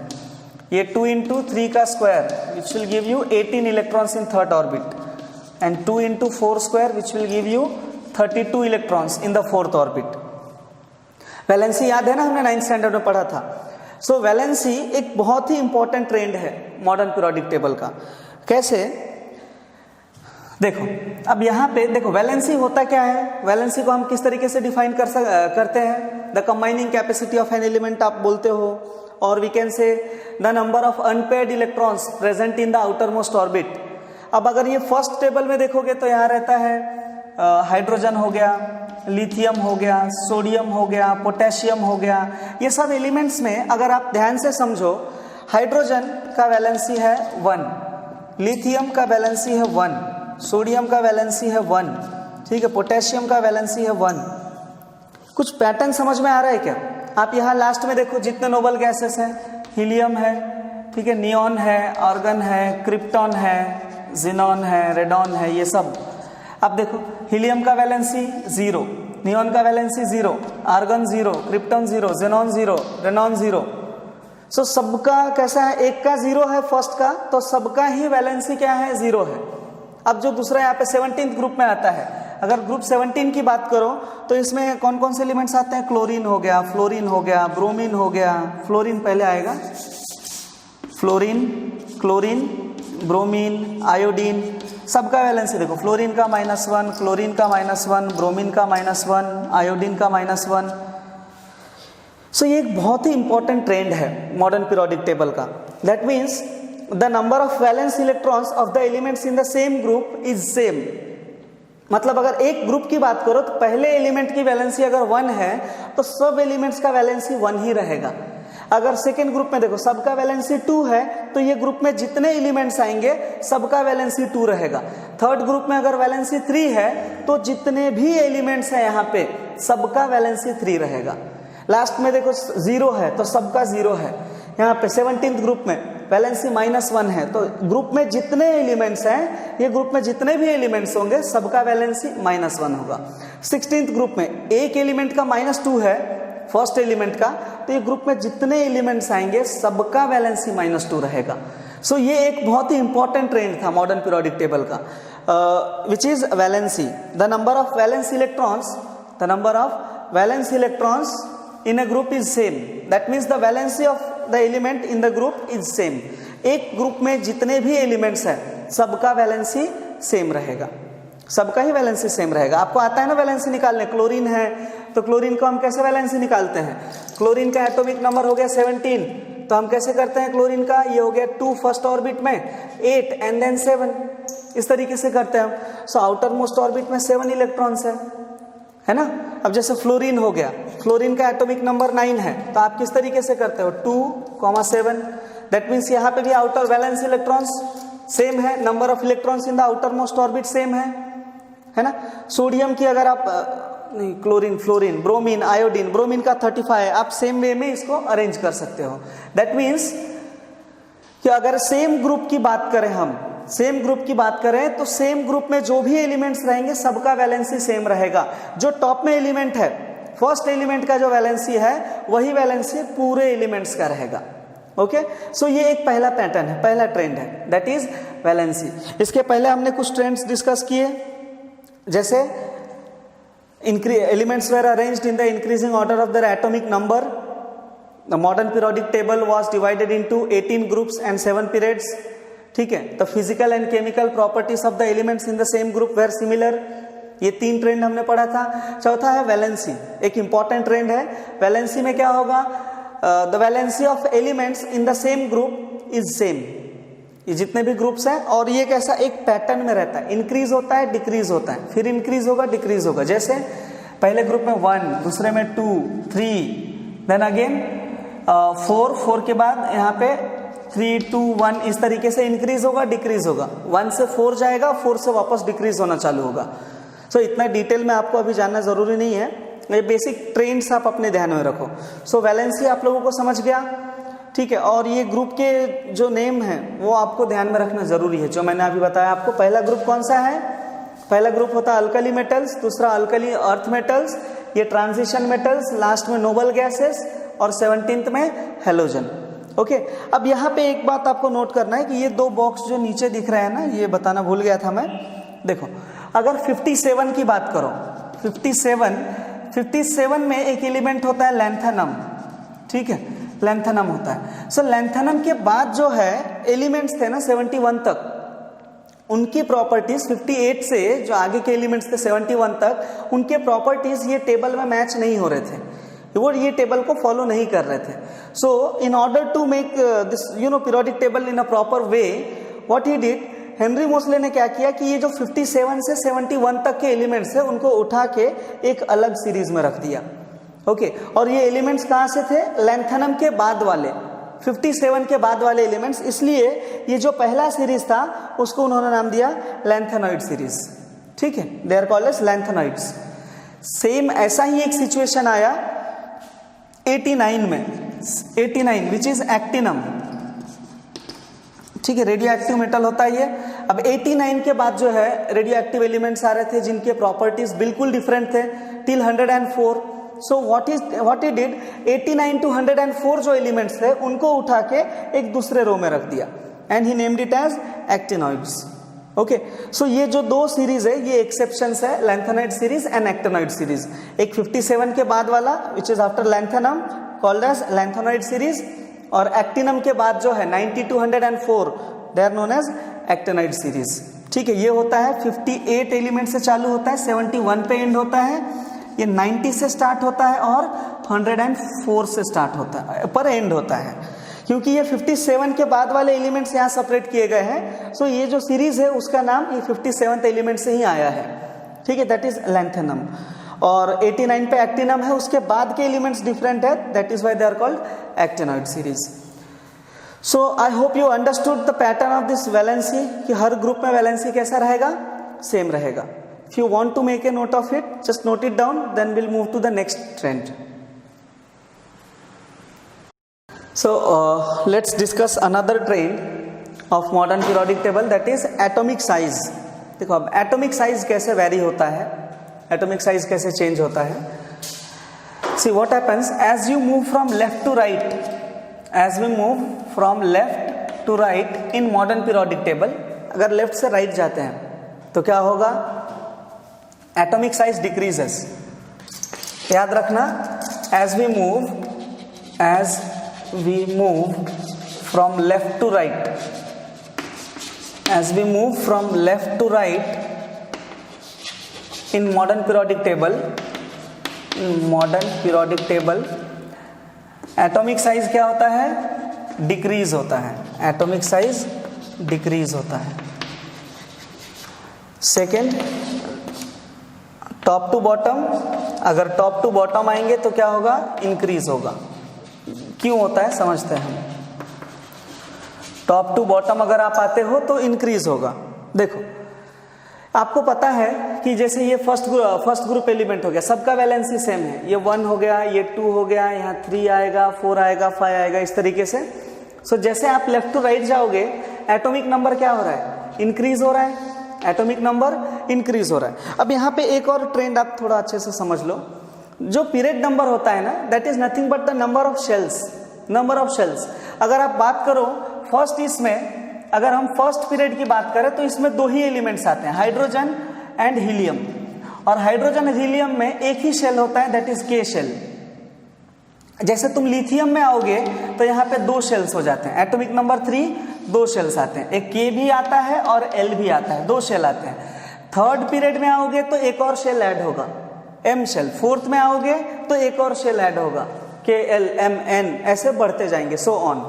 सो जैसे जैसे आप डाउन द ग्रुप आओगे ना, टॉप टू बॉटम आओगे, क्या होगा, एक एक शेल ऐड होते जाएगा, एक एक शेल ऐड होते जाएगा। अब जैसे मान लो कि अगर हम पहले ग्रुप में है, पहले पीरियड में है, तो ये हो गया हमारा सेंटर, और ये मतलब यहाँ हाइड्रोजन और हीलियम दोनों आ जाएंगे। लेकिन अगर हम दूसरे लिथियम की बात करें तो यहाँ एक और शेल ऐड हो जाएगा, के के बाद एल शेल आ जाएगा। तीसरे ग्रुप में आओगे तो क्या होगा, एक और शेल ऐड हो जाएगा। सो आप देखो यहाँ पे एटॉमिक साइज इंक्रीज हो रहा है कि नहीं। Now atomic size is nothing but atomic radius, ठीक है। एटॉमिक रेडियस क्या होता है, the distance between centre of nucleus to the outer most orbit. What is atomic radius, the distance between centre of nucleus to the the distance between centre of atom, nucleus नहीं, centre of atom to the outer most orbit. Atom का जो centre है वहां से outer most orbit का जो distance है वो क्या होता है, उसका एटॉमिक रेडियस होता है, और एटॉमिक रेडियस जितना ज्यादा रहेगा उतना ज्यादा एटॉमिक साइज। सो अब जैसे जैसे यहाँ पे नए शेल्स ऐड होंगे वैसे वैसे क्या होगा, एटॉमिक रेडियस बढ़ेगा ही ना, और एटॉमिक रेडियस अगर बढ़ेगा तो क्या होगा, ये डिक्रीज होगा, मतलब इसका साइज जो है इंक्रीज होगा। So as you move from top to bottom, in the modern periodic table, atomic size increases. Atomic size क्या होता है, increase होता है। And why atomic size increases? Because in every new period, new shell is added. जैसे आप नीचे आओगे, अगले पीरियड में आओगे, वहां पे क्या होगा, एक नया शेल ऐड होगा।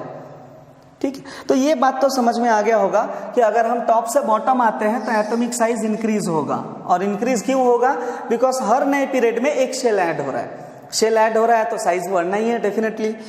लेकिन सोचने वाली बात यह है कि अगर हम लेफ्ट से राइट जा रहे हैं, अगर मान लो हम फोर्थ पीरियड में है तो यहाँ पे टोटल कितने शेल्स है, 4 शेल्स है। फोर्थ पीरियड में है तो 4 शेल्स है, KLMN। तो अब यहां से यहां तक ये 4 ही पीरियड्स रहेंगे, बीच में तो कहीं नंबर ऑफ शेल्स ऐड नहीं होगा ना, बीच में नंबर ऑफ शेल्स ऐड नहीं होंगे। सो अगर फर्स्ट पीरियड में स्टार्टिंग में 4 शेल है तो एंड तक 4 शेल रहेगा। तो लेफ्ट से जब राइट जा रहे हैं तो एटॉमिक साइज तो सेम रहना चाहिए ना, एटॉमिक साइज सेम रहना चाहिए। फिर एटॉमिक साइज डिक्रीज क्यों हो रहा है, देखो इंक्रीज होने का कारण तो समझ में आ गया कि शेल बढ़ रहा है, तो डिक्रीज होने का कारण वैसा ही कुछ रहना चाहिए ना। यहाँ पे क्या हो रहा है, डिक्रीज हो रहा है, लेकिन शेल ना घट रहा है ना बढ़ रहा है, number of shells remain constant.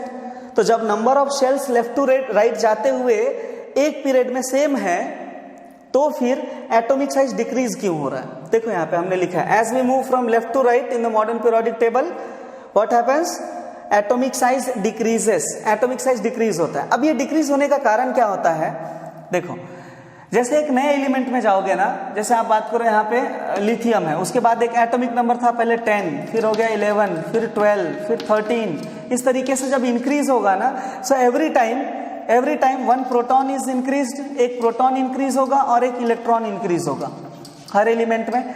सो अब जैसे जैसे नंबर ऑफ प्रोटॉन्स बढ़ेंगे ना, जैसे जैसे नंबर ऑफ प्रोटॉन्स सेंटर पे बढ़ेगा वैसे वैसे क्या होगा, यहाँ पे जो फोर्स है, फोर्स ऑफ अट्रैक्शन है, सेंटर पे बढ़ते जाएगा। मतलब यहाँ पे मान लो कि ये न्यूक्लियस हो गया और ये एलिमेंट्स है हमारे, ठीक है। तो अब जैसे जैसे यहाँ पे देखो, अब मान लो हर केस में यहाँ शेल बढ़ रहा है क्या, नहीं बढ़ रहा है, लेकिन हर बार एक इलेक्ट्रॉन क्या हो रहा है, यहाँ पे ऐड होते जा रहा है, एक इलेक्ट्रॉन ऐड होते जा रहा है, और यहाँ पे एक एटम बढ़ते जा रहा है, मतलब यहाँ पे एक प्रोटॉन बढ़ते जा रहा है। तो अब ये प्रोटॉन्स क्या करेंगे, ये इलेक्ट्रॉन्स को यहाँ पे अट्रैक्ट करने की कोशिश करेंगे, ये इलेक्ट्रॉन्स को अट्रैक्ट करने की कोशिश करेंगे, ड्यू टू विच ये जो साइज है हल्का सा श्रिंक होगा। देखो डिक्रीज का मतलब एकदम बहुत ज्यादा डिक्रीज नहीं होगा, हल्का सा श्रिंक होगा, because of the strong nuclear force which is exerted by the protons on electrons. ये जो है पॉजिटिव फोर्स जो इनको खींच रहा है ना, उसके वजह से अट्रैक्शन बढ़ रहा है। अब देखो ये निगेटिवली चार्ज्ड है, ये पॉजिटिवली चार्ज्ड है, of course they will try to come close to each other. अब ये as a result what will happen, ये जो है अब, लेकिन ये देखो यहाँ से यहाँ तक नहीं आ सकते, बिकॉज यहाँ जो इलेक्ट्रॉन्स है ना, ये इनके ऊपर रिपल्सिव फोर्स लगाएंगे, ओके। बट यहाँ पे क्योंकि न्यूट्रॉन्स बढ़ते जा रहे हैं, नंबर ऑफ प्रोटॉन्स बढ़ते जा रहे हैं, पॉजिटिव चार्ज बढ़ रहा है, इसलिए ये क्या करेंगे, इलेक्ट्रॉन्स को अपने तरफ खींचने की कोशिश करेंगे।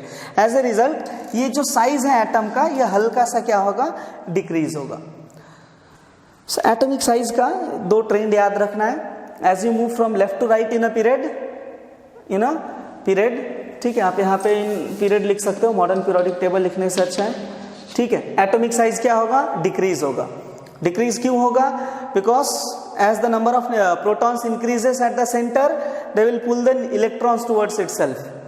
Then when you move from top to bottom in a group in a modern periodic table, what will happen, atomic size increases, because in every period a new shell is added, due to which the atomic size increases.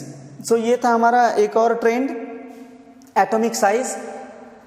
So if you need something, just make a note of it, and then we'll discuss about the next trend. Okay, so you can see this is modern periodic table. अब ये modern periodic table को एक बार brief में मैं समझा दे रहा हूँ, बाद में जो है ट्रेंड्स हम वन बाय वन समझेंगे। So in this modern periodic table there are 18 groups, you can see ये 17th ग्रुप हो गया और ये 18th group. There are 18 group and 7 periods, total 7 periods हैं और 18 ग्रुप्स हैं। Now we know that the vertical columns of the modern periodic table are called groups and the horizontal rows of modern periodic table are called periods. Okay, अब यहाँ पे ये जो इनके name है ना, आपको पूरा याद करने की जरूरत नहीं है। हमारे सिलेबस में first group, second group and from 13 to 18 इतना ही है। ये ट्रांजिशन एलिमेंट्स जो है ना, starting from group 3 to group 12, this is not part of our syllabus. So एक बार ब्रीफ में यहाँ पे समझ लो ये पीरियोडिक टेबल में क्या क्या खास बात है। देखो ये जो ग्रुप 1 होता है ना, group 1 elements are called alkali metals. Group 1 जो मेटल्स हैं, आप इसका नाम जो है नोट डाउन कर लेना, आपको याद करने में आसानी हो जाएगा। जैसे लिथियम है, सोडियम है, पोटेशियम है, ये जो मेटल्स हैं इनको कहा जाता है alkali metals. Alkali metals because they form very strong base. Okay, बहुत स्ट्रॉन्ग बेस फॉर्म करते हैं। यू नो वेरी वेल, हमने metals and non metals chapter में पढ़ा था कि जो मेटल ऑक्साइड्स रहते हैं they are basic in nature and non metal oxides are acidic in nature. So ये जो है एक स्ट्रॉन्ग बेस फॉर्म करते हैं। नाम ध्यान में रखो, पहला ग्रुप क्या है? Alkali metals. दूसरा ग्रुप अल्कलीन अर्थ मेटल्स। पहला ग्रुप अल्कली मेटल्स, सेकेंड है अल्कलीन अर्थ मेटल्स, और ये बहुत ही वीक बेस फॉर्म करते हैं, दे फॉर्म वीक बेस। और ये जो 3 से लेके 12 तक है, the elements from 3 to 12 are transition elements. इनको ट्रांजिशन एलिमेंट्स कहा जाता है। हालांकि ये जो ब्लू कलर में है ट्रांजिशन एलिमेंट्स, इसके बारे में हमको डिस्कस नहीं करना है अभी, ठीक है, ये हमारे सिलेबस का पार्ट नहीं है। Will discuss only about group 1, group 2 and this groups, इनके बारे में बात करेंगे। तो ये जो ग्रुप 13 है, ग्रुप 13 है, this is called boron family, since the first element is boron. पहला एलिमेंट यहाँ बोरॉन है, इसलिए इसको बोरॉन फैमिली कहा जाता है। वैसे ही ये कार्बन फैमिली है। जो 14th ग्रुप है, this is carbon family. 15th group जो है ये नाइट्रोजन फैमिली है। 16th ग्रुप है, ये क्या है? ऑक्सीजन फैमिली है। मतलब फर्स्ट एलिमेंट के नाम से इनकी फैमिली बना दी गई है पूरी। देन ये जो 8th वाला 17th ग्रुप है, this is halogen group. Fluorine, chlorine, bromine, iodine, ये सब हेलोजन एलिमेंट्स है। एंड लास्ट में जो 18th ग्रुप होता है, दैट इज नोबल गैसेस। इसका नाम लिख लेना और नाम आपको ध्यान में रखना है। पहला group alkali metal, second alkaline earth metals, 3 to 12 transition elements. Then ये हो गया boron family, carbon family, nitrogen family, oxygen family and halogens, और लास्ट में क्या आएगा? नोबल गैसेस आएंगे। आप अगर ये पीरियोडिक टेबल को ध्यान से देखोगे तो इसका एक अलग ही रूपरेखा है। देखो ध्यान से, यहाँ पे लैंथेनम, ये लैंथेनम यहाँ भले लिखा हुआ है, लेकिन यहाँ से जो 57 से लेके 71 तक के एलिमेंट्स है, यहाँ से निकाल के बॉटम में रखा गया है। वैसे ही 89 के बाद ये जो एक्टिनम है, एक्टिनम से लेके 103 तक ये एलिमेंट्स को बॉटम में प्लेस किया गया है। नाउ व्हाई इज दैट सो? देखो ये जो एलिमेंट्स है ना, जैसे ये एक्टिनम वाली सीरीज है, ये जो बहुत ही रेडियो एक्टिव एलिमेंट्स हैं, ये पीरियोडिक टेबल में फिट नहीं होते हैं। So in order to fit this elements in the modern periodic table, उन्होंने क्या किया, हेनरी मोसले ने ये पूरे जो एलिमेंट्स थे, लैंथेनम के बाद के जो एलिमेंट्स थे 71 तक, वो पीरियोडिक टेबल में फिट नहीं हो रहे थे। ओके, सो उन्होंने उसको एक अलग से सीरीज दे दिया बॉटम में, नोन एज लैंथेनाइड सीरीज। इसको लैंथेनाइड सीरीज कहा जाता है, आफ्टर लैंथेनम, इसलिए इसको लैंथेनाइड सीरीज कहा जाता है। और एक्टिनम के बाद जो 103 तक एलिमेंट्स है, उसको क्या नाम दिया गया? Actinide series. सो ये हो गया एक्टिनाइड सीरीज और ये हो गया लैंथेनाइड सीरीज। ओके, अब यहाँ पे कुछ बातें आपको, ट्रेंड्स जो है एक बार मैं समझा देता हूं फिर से, क्या क्या ट्रेंड्स थे। पहला मैंने बताया था वैलेंसी का। अब वैलेंसी में आप एक बात नोट करो, यहाँ पे अगर हम ग्रुप 1 की बात कर रहे हैं, ग्रुप 1 की बात कर रहे हैं, हाइड्रोजन का वैलेंसी 1 है, हाइड्रोजन का वैलेंसी 1 है, तो ये ग्रुप में जितने भी एलिमेंट्स हैं, सबका वैलेंसी 1 होगा। सेकेंड ग्रुप में वैलेंसी 2 है, तो सबका वैलेंसी 2 होगा। ओके, सो वैलेंसी का ट्रेंड किस तरीके से था मॉडर्न पीरियोडिक टेबल में? The valency of elements in the same group remain same. Same group की अगर बात करो, जैसे अगर आप बात करते हो यहाँ पे 8th ग्रुप की, तो ये सबका वैलेंसी सेम रहेगा। ऑक्सीजन का 2 है तो सबका 2 रहेगा। ओके, सो ये मॉडर्न पीरियोडिक टेबल में कुछ खास बातें थी। अब यहाँ पे वैलेंसी के बाद एक और चीज आपको ध्यान में रखना है, जो मैंने बताया था एटॉमिक साइज। एटॉमिक साइज क्या होता है? देखो, as you move from left to right across the period, जब आप मॉडर्न पीरियोडिक टेबल में लेफ्ट से राइट जाओगे तो क्या होगा? एटॉमिक साइज इंक्रीज होगा। Atomic size increases as you move from left to right. Now why is that so? मैंने आप लोगों को बताया था, अभी जस्ट थोड़ी देर पहले बताया था, जैसे पहला ग्रुप है हाइड्रोजन है, पहले पीरियड में हाइड्रोजन है और हीलियम है, मतलब इसमें एक ही शेल रहेगा, इसमें एक ही शेल रहेगा। दूसरा ग्रुप है मतलब 2 शेल्स रहेंगे। तीसरा ग्रुप रहेगा तो क्या है? 3 शेल्स रहेंगे। फोर्थ ग्रुप है तो 4 शेल्स रहेंगे। सो यहाँ पे आप एक चीज ऑब्जर्व करो, जैसे आप टॉप से बॉटम आ रहे हो, हर ग्रुप में क्या हो रहा है? जैसे एक एलिमेंट नीचे आ रहा हो, एक नया शेल ऐड हो रहा है। तो जैसे जैसे शेल्स ऐड होंगे वैसा क्या होगा? एटॉमिक साइज भी बढ़ेगा। So when you move from top to bottom in the modern periodic table, atomic size increases. क्या होगा? When you move from top to bottom in the modern periodic table, atomic size increases. And why does it increase? Because for every new element across along the group, a new shell is added. अब यहाँ पे देखो, ये जैसे third हम fourth period की बात कर रहे हैं, मतलब यहाँ पे 4 शेल्स रहेंगे, 5वें पीरियड में 5 रहेंगे, थर्ड में 3 रहेंगे। So period number equals to number of shell. जिस भी पीरियड की बात कर रहे हो उसमें उतने शेल्स रहेंगे, ठीक है। And what happens if you move from left to right? अगर हम लेफ्ट टू राइट मूव होंगे तो क्या होगा? जैसे हम लेफ्ट से राइट मूव करेंगे मॉडर्न पीरियोडिक टेबल में, एटॉमिक साइज डिक्रीज होगा। Atomic size decreases. Now why atomic size decreases?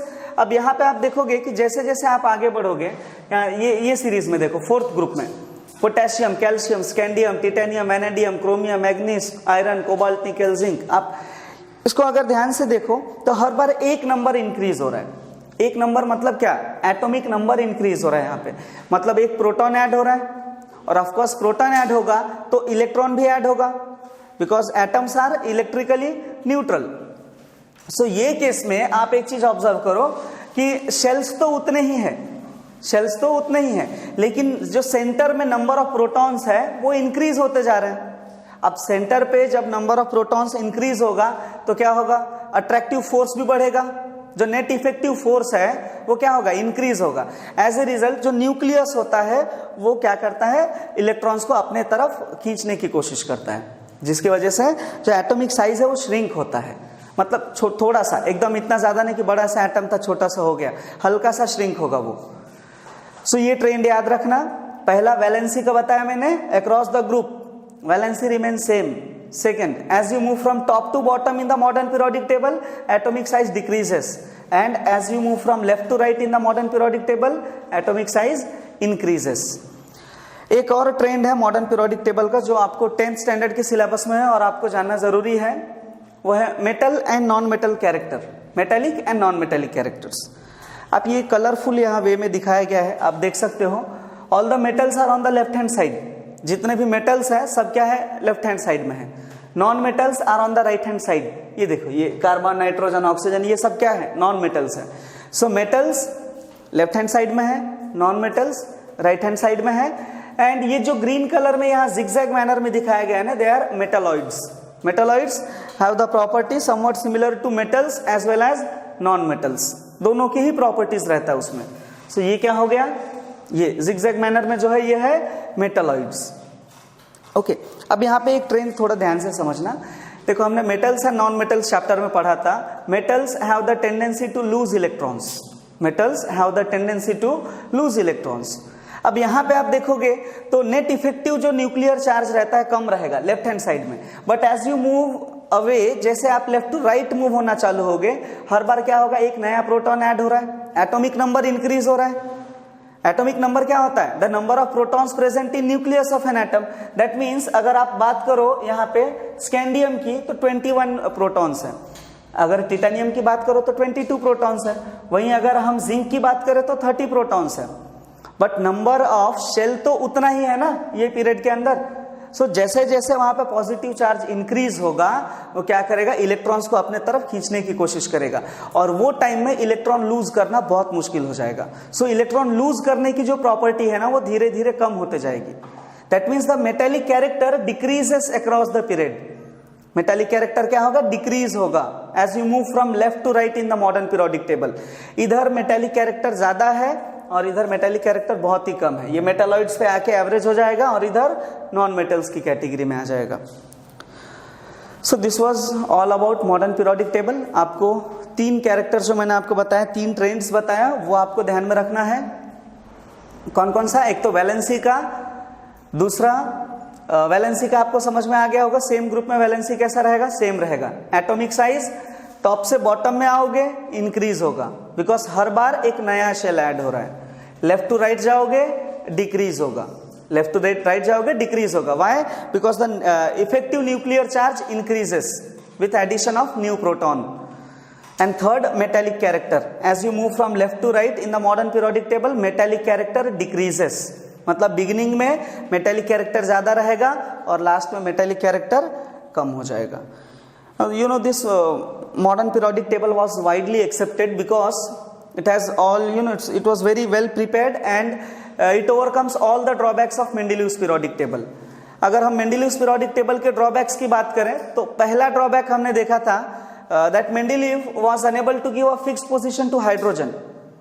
Why? Because hydrogen have both the characteristics of metals as well as non-metals. ठीक है, यहाँ पे भी एक प्रॉपर पोजीशन नहीं मिल पाया था, लेकिन फिर भी क्योंकि ये अरेंजमेंट जो था एटॉमिक नंबर से किया गया था, इसलिए हाइड्रोजन को फर्स्ट पोजीशन मिला। Okay, although hydrogen is a non metal, hydrogen gaseous state में रहता है, नॉन मेटल है, लेकिन मेटल्स के साथ रखा गया था ताकि ये पीरियोडिक टेबल में फिट हो सके। दूसरा जो मेंडेलीव्स का ड्रॉबैक था आइसोटोप्स का, the elements having same atomic number but different mass number, है ना। Discovery of isotopes was the biggest challenge for Mendeleev's periodic table. लेकिन यहाँ पे क्या दिक्कत है, यहाँ पे क्या अच्छी बात रही कि इन्होंने जो अरेंज किया था वो एटॉमिक नंबर से किया था, तो आइसोटोप्स का तो सवाल ही नहीं आता है वहां पे। ठीक है, मास नंबर कितना भी रहे, उन्होंने एटॉमिक नंबर से ही अरेंज किया था। सो दूसरा ड्रॉबैक यहाँ पे वैसे ही हट गया।